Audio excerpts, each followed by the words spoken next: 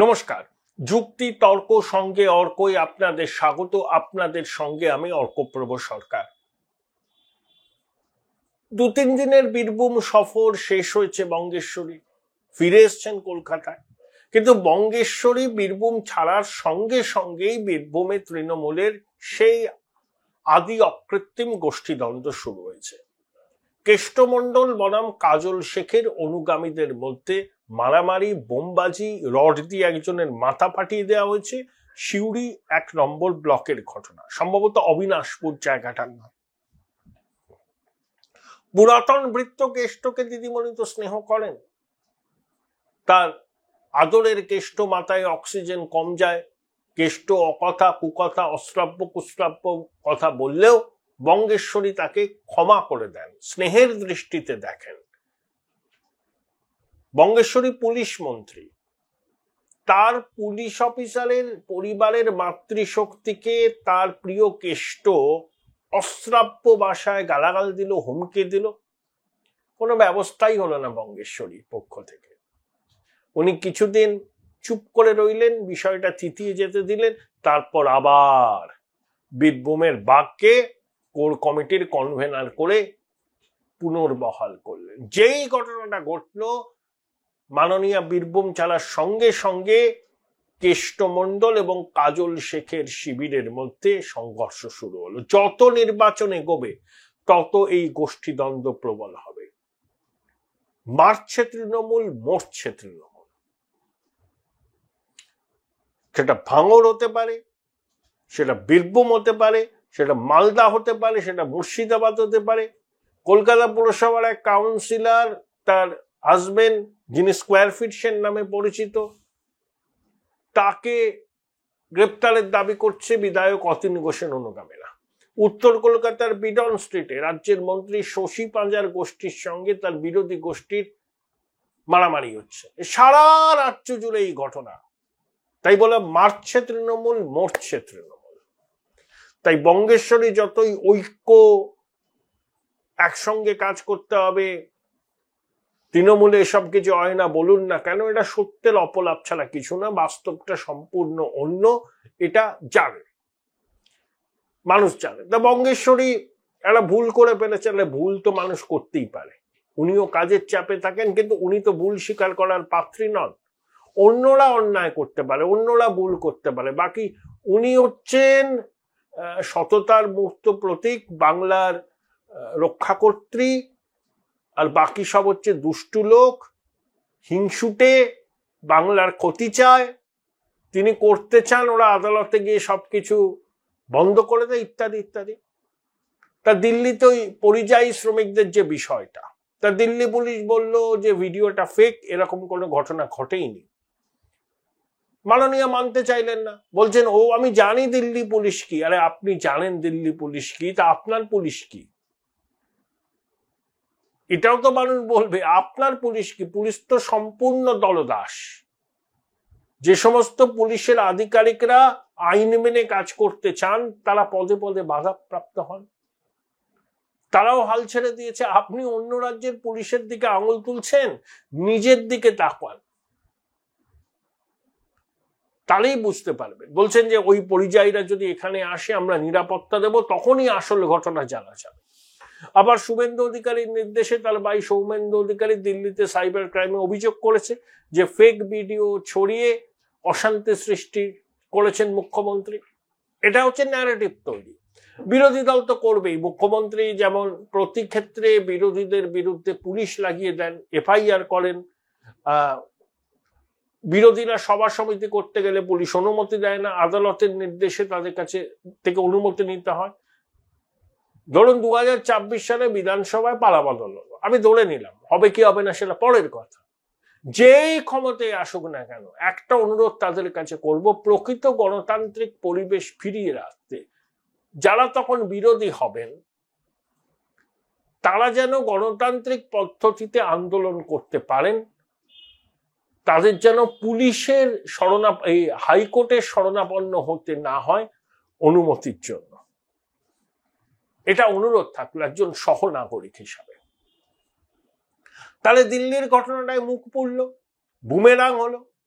কয়েকদিন আগে বঙ্গেশ্বরী দলের রাজ্যসভার সদস্য, তিনি খুব গুণধর, তিনি বললেন মহারাষ্ট্রে এক পরিযায়ী শ্রমিককে কেটে টুকরো টুকরো করেছে বিজেপি শাসিত মহারাষ্ট্র। পরে জানা গেল পরকীয়া ঘটিত ব্যাপার ছিল। এরকম অনেক সেমসাইড গোল করছেন মাননীয়, মরিয়া হয়ে আঁকড়ে ধরতে চাইছেন ইস্যু, বাংলা বাঙালি, বিজেপি ভাষা সন্ত্রাস করছে, বিজেপি বাঙালি বিরোধী, সবাইকে পথে নামার জন্য উদাত্ত আহ্বান জানিয়েছেন। তৃণজীবী বুদ্ধিজীবীরা নামবেন, সাধারণ মানুষ কতটা নামবেন? সাধারণ মানুষের অভিজ্ঞতা কি? ফি বছর হাজার হাজার ছেলে মেয়ে কলকাতা বা পশ্চিমবঙ্গ থেকে বাইরের রাজ্যে পড়তে যায়। প্রচুর মানুষ কর্মসূত্রে বাইরের রাজ্যে আছে। একজন বলুন যে বাংলা ভাষায় কথা বলার জন্য, বাঙালি পরিচয় দেওয়ার জন্য তারা কোনো রকম হুমকি বা নিগ্রহের মুখে পড়েছেন? কেউ যদি পড়ে থাকেন কমেন্ট বক্সে লিখে জানান, বা আপনারা সমাজ মাধ্যমে জানান যে আমরা এদেশের বাঙালি, ভারতীয় বাঙালি, পশ্চিমবঙ্গে ছিলাম, কর্মসূত্রে অন্য রাজ্যে আছি, বাংলায় কথা বলার জন্য, বাঙালি হওয়ার জন্য আমরা নিগ্রহের মুখে পড়েছি, আমরা আতঙ্কিত। পাবেন না। বাঙালিরা অবজ্ঞার শিকার হচ্ছেন, তার কারণ যে বাংলার আগে যে সুনাম ছিল সেই সুনাম নেই। শিক্ষাটা ডকে উঠে গেছে, শিল্প নেই, কলকারখানা নেই। আরে পরিযায়ী শ্রমিকদের মাননীয়া বলছেন ফিরে আসুন, এসো আমার ঘরে এসো, আমরা যদি দুমুটো খাই তোমরাও খেতে পারবে। আরে ঠিক আছে, আপনার সামাজিক কর্মসূচি আছে, লক্ষ্মীর ভান্ডারের টাকা পাবে, কন্যাশ্রী পাবে, ফ্রি রেশন পাবে, হবে, ছেলে মেয়েদের পড়াশোনা কি হবে? কিভাবে কাটাবেন তারা জীবন? ভাতার উপর? ভারতীয় নাগরিক যারা কাজের খোঁজে ভিন রাজ্যে যান, একটাই কারণে চান, মজুরি বেশি, তারা টাকা সঞ্চয় করে বাড়িতে পাঠাতে পারেন। এখানে থেকে তাদের সেই সুবিধাটা নেই। আপনার বাংলায় যদি এতই শিল্প বিপ্লব আপনি সম্পাদন করে থাকেন, তাহলে অফিসিয়ালি 22 লক্ষ, অনেকে বলেন ওটা 50 লক্ষের কাছাকাছি পরিযায়ী শ্রমিক বাইরে কেন? এটা তো মোদ্দা প্রশ্ন। আর শুধু কি বিজেপি শাসিত রাজ্যে এই বাংলাদেশে অনুপ্রবেশকারীদের চিহ্নিত করার উদ্যোগ হচ্ছে? তামিলনাড়ুতে হচ্ছে না? মুখ্যমন্ত্রী ভাতৃপ্রতিম অরবিন্দ কেজরিওয়ালের পাঞ্জাবে হচ্ছে না? কেরালায় হচ্ছে না? চুপ করে আছেন। ওগুলো বললে তো উনি যে ন্যারেটিভটা তৈরি করছেন, ব্যাপারটা বিজেপি বনাম বাঙালি যে ন্যারেটিভটা তৈরি করতে চাইছেন, সেই ন্যারেটিভটা ক্ষতিগ্রস্ত হয়। তামিলনাড়ুতে ওই পরিযায়ী শ্রমিকদের মারধর করা হয়েছে,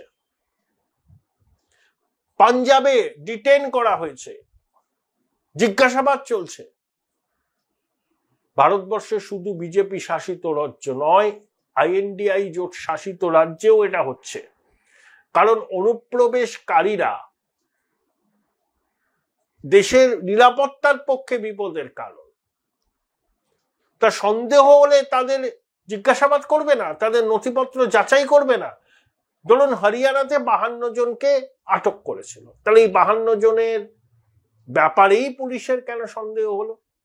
কে পুলিশকে এই 52 জন সম্পর্কে তথ্য দিয়েছিল? শ্রমিক ভট্টাচার্য বলেছেন বাইরের রাজ্যে যারা ভারতীয় বাঙালি আছেন তারাই দিয়েছিলেন তথ্য, নইলে খড়ের গাদায় সুচ খোঁচার মতো। কি করে এই 52 জনকেই নিয়ে সন্দেহ হয়েছিল হরিয়ানা পুলিশ? সবকিছু তো তলিয়ে দেখতে আসলে দিশাহারা হয়ে গেছেন মাননীয়া। তারপরে আইপ্যাক বলেছে লড়াই কঠিন,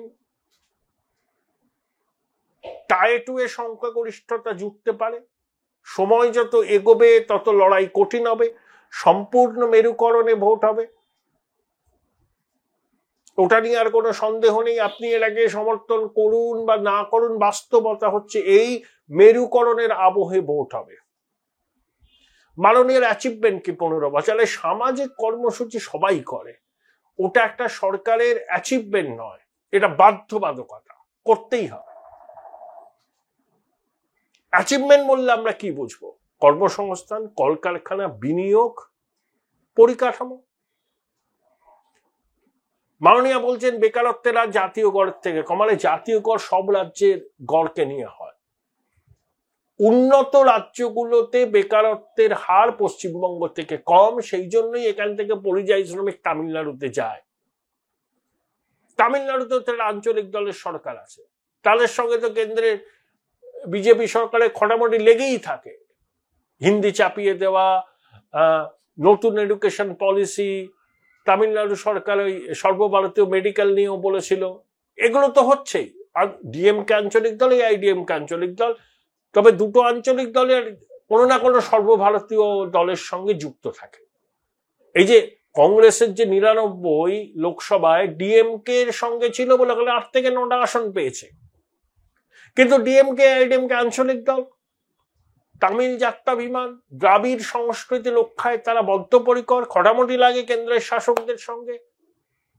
কিন্তু রাজ্যের উন্নয়ন, রাজ্যের বিনিয়োগ টানার ক্ষেত্রে কেন্দ্রীয় সরকারের সঙ্গে তারা কাঁধে কাঁধ মিলিয়ে চলে, তখন পা লাগিয়ে ঝগড়া করে না।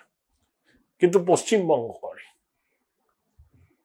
সব সময় করে, সব সময় কেন্দ্রের সরকারকে একটা শত্রু বলে চিহ্নিত করার, দাগিয়ে দেওয়ার বিষয় আছে। কিন্তু এই ন্যারেটিভ এবার খাচ্ছে না, কারণ বাঙালি 48 বছর ধরে এই ন্যারেটিভ শুনছে, দেখছে, তারা আর নিতে পারছে না। তাদের একটা বড় অংশ ন্যাশনাল মেইনস্ট্রিমের সঙ্গে যুক্ত হতে চায়। তারা দেখতে চায় যে ন্যাশনাল মেইনস্ট্রিমের সঙ্গে যুক্ত হলে তাদের লাভ হয় না ক্ষতি হয়।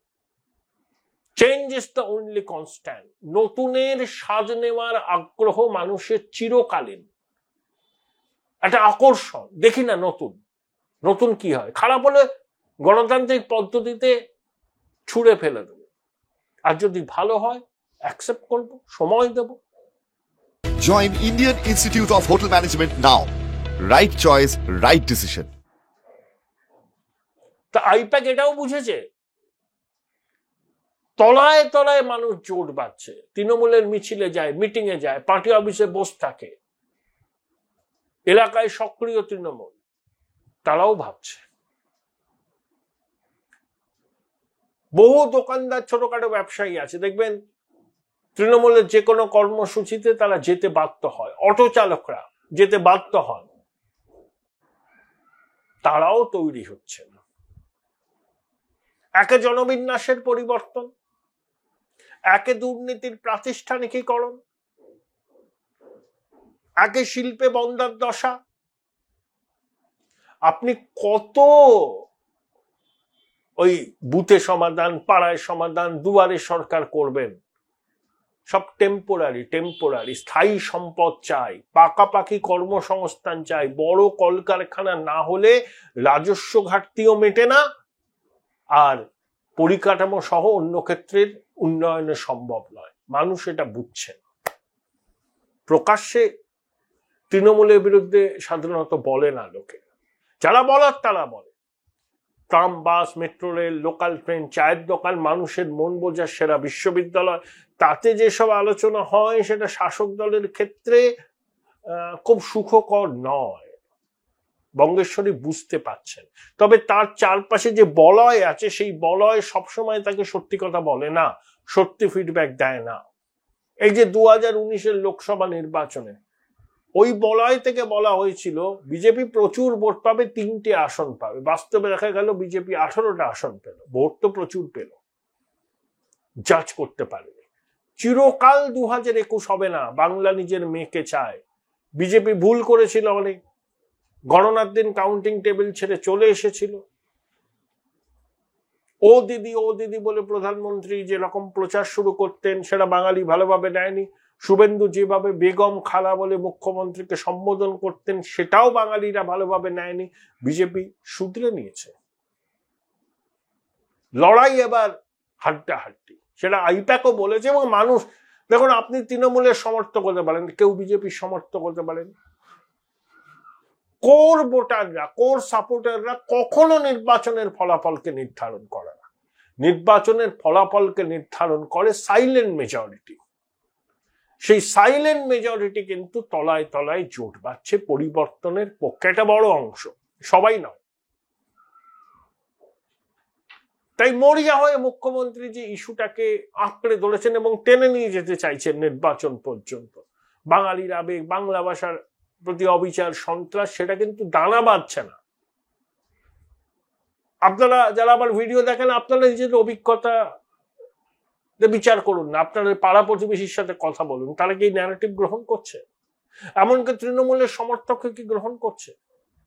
তাদের পরিবারের লোকজন তো বাইরে আছে, হয়েছে তাদের উপর নিগ্রহ আক্রমণ।